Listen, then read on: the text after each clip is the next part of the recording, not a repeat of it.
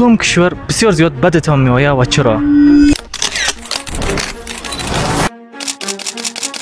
اهلا وسهلا وحياكم في قناه عبود افغاني. مثل ما انتم شايفين فيديو اليوم مختلف تماما عن العاده، لان الان طلعنا على شوارع كابل وبنسوي مقابلات مع الشعب الافغاني وايضا مع بعض الاعضاء من حكومه الاماره الاسلاميه، ونسالهم عن ايش هي اكثر دوله تكرهونها وليش تكرهونها؟ انكم تعرف ان افغانستان قد مرت باوقات جدا صعبه، حروب، احتلالات من بلدان ثانيه، فبدنا نشوف ايش هي اجوبتهم. ترقبوا معنا، لكن قبل كل شيء لا تنسوا اللايك والاشتراك ونشر هذا المقطع ويلا. هل يمكنك ان تعرفنا عن نفسك وما هو اسمك، من اي ولايه انت؟ أتكلم معك أخوك أحمد الأفغاني من محافظة زابل، والآن عايش في كابول. هذه هي المعرفة يكفيني إن شاء الله. تمام الله يسعدك. عموما أريد أن أسألك ما هي أكثر دولة تكرهها ولماذا؟ يعني الدولة التي أكرهها أو جميع وعامة المسلمين هي يعني بحسبي وبظني هي إسرائيل، وهذه يعني بزعم عامة المسلمين لأنهم يعني ظلموا على مسلمي غزة وفلسطين. وأيضا هم يعني رجال غاصبين على أرض فلسطين. از ما یک کشورها بد میآید، کدام کشور که در افغانستان به مقابل یک کاری غلط میکنه، هر کدام کشور که باشه او که مسلمان باشه اون بد میآید. پاکستان در طول بد راځي ځکه چې زموږ اولین و اخرین دشمن پاکستان. میشه برای من بگین که کدام کشور بسیار زیاد بدتون میآید و چرا؟ کشور ایران بد میآید به خاطر که همراه مهاجر یکی خوبی نمیکنه و اکثر مهاجر ما که رفته از اوسون پس معتاد برگشتن. موږ یوازینی په ټولو هیوادونو کې په بهرني هیوادو کې یوازې له اسرائیلو څخه بد راځي، هغه دا چې دوی د حقوقو بشرو دعوه کوي، خو هغه دوی په هغو کې دروغجن دي او دوی په هغه کې کاذب راغلي دي. دوی مسلمانانو نړیوالو ته ټولو ته هغه دعوه ثابتوي چې موږ بشر حقوق والا یو، خو هغه په هغه کې دوی دروغجن راغلي دي او پاتې راغلي دي. دوی ظلمونه کوي، مسلمانان زوروي او ماشومان شهیدانوي او د هغو مندې ټول شهیدانوي او هغه بیکوره کوي او هغو ته د ځوان د ورکولو حق اجازه نه ورکوي. د پاکستان څخه مونږ ډېر بد کېږي. پاکستان چې دوی زموږ دشمن دی، بده هم اولنی هم آخرین دشمن. بالره هیچ کشور بدیم نمیه و گله‌مندی از یک تعداد کشورها داریم که دمی دور ماست. میشه یک چی بگین مثلا؟ هیچ تو کشوری که دور افغانستان است با یک کشور کدام علاقمندی خاص و کدام شفقت خاص نداشته. بنان امی ساحر اگه بگویم پاکستان است، اگه ایران است یا همسایه حوزه شمال ماست، ازبکستان، تاجیکستان، ترکمنستان، قزاقستان، کلش در طول 45 سال با مردم افغانستان یک مقدار زیاده روی در حقشان کرده. بنان بعد ما نمیه ولیکن ناراض هستیم ازشون. امریکا کشور اسرائیل زیاد بد میه به خاطر که مسلمانا را شهید ساخته. کدام کشور بسیار زیاد بدتون میآید و چرا؟ والا می چی زیاد بدی ما می امریکا. چرا؟ خب اینمی حالت در وطن ما رساند، می بدبختی و ناداری و بیچارگی را می رساند. مسئولیت ما که در قبال یک کشور دیگه هیچ وقت بد نگوییم، چون ما مسئولیت داریم که همه کشورها خوب بگوییم، چون خوبیت از خود شروع میشه.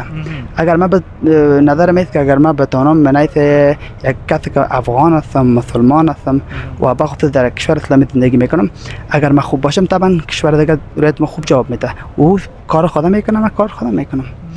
به نظر شخصی من چون در کل جنبندی میکنم هیچ کشور بعد من نمیم که و بتونه انسان که حق داره در هر کشور که درخواست پناهندگی بده باید یک شهروند مسلمان میتونه زندگی کنه. اگر به شما فرصت بیاید که در خارج از افغانستان زندگی میکنین، کدام کشور میباشه به شرطی که دوباره آمده نمیتونین؟ والا برادر بسیار کشورها را گشتیم. اسپانیا، هلند، بلژیم، فرانسه، هندوستان، دنمارک، ولی کشور خود پیدا نمیشه. این 22 سال زندگی کردم در کشورهای خارج ولی پس آمدم به می افغانستان. ولی با در کشورها هندوستان خوشم آمد، چرا که مناظر طبیعی داره که به دست انسان جور نشده، کلش الهی جور شده که بسیار آدم متعجب میشه. ولی بازم کشور خود آدم جداست. يعني حينما أواجه الفرصة للذهاب إلى خارج أفغانستان فأختار الذهاب إلى فلسطين وإلى غزة كي أنصر إخواننا الفلسطين وأيضا مجاهدي في مشارق الأرض ومغاربها. ما خو افغانستان چیرته نه زما، الحمدلله اسلامي نظام د اوس ضرورت نشته، نه دې تک خبره چې چیرته ولاړ افغانستان اسلامي نظام مخفض نظام ده. الحمدلله زه غواړم چې ولاړ سم سعودي عرب ته او دورې هلته د بیت الله شریفي خادم وګرځېږم او یا په مدینه منوره کې زړه مې دا ډېر غواړي چې زه هلته واوسېږم او د خوږ پیغمبر صلی الله علیه وسلم د پاکې روضې اوسېدونکی وګرځېږم او د هغې روضې جاروکاک وګرځېږم. دا مې ډېر خوښ ده او په دنیا کې مې دا یوازینی ارمانم ده. د افغانستان څخه نه وځم، یو هېواد ته نه ورځم. پس افغانستان کې مې ژوند دی، دلې پیدا شوی یم، دلې به بیرته زندگی کوم. اسپانیا. به شرطی که دوباره افغانستان آماده نمیتونی. نمیم دیگه. درسته. بسیار زیاد تشکر. خواهش میکنم. ما قبول نمیکنم که بیخی از افغانستان بیرون شوم. فهمیدی؟ یکی به دیگه کشور رفتن خوش دارم، او کشور مکه معظمه است، او را خوش دارم، خب به این خاطر که واپس افغانستان بیایم. نه خیر ابدا. چرا؟ حب الوطن من الایمان یک عرف، یک به اصطلاح یک سخن است که یک مکتب است.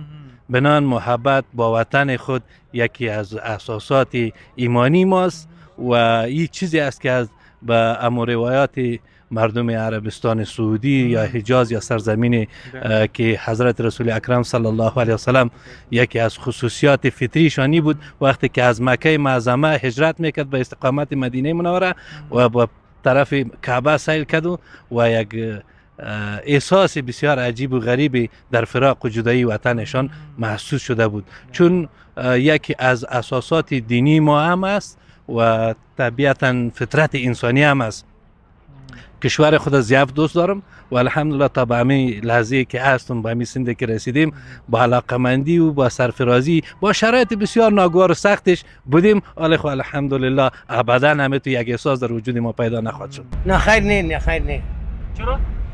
نمیریم از وطن خود نمیبریم، قربان خاک خود. وطن خود ماست، دوست دارم وطن خود مثل مادر وری. وطن ماست. نه چې دغه په چکر باندې ولاړ سو مشکل نشته، خو داسې په دغه باندې نه ځو چې هلته وخت تیر کو. افغانستان خوشته دی، پر خوش مو دی ډېر، خپل هیواد مو دی، خپل مځکه مو ده. اگر بخواین در کشور دیگه نکنیم که بسیار نیک است، چون یک انسان حق داره که درخواست پناهندگی به هر کشور بده. چرا؟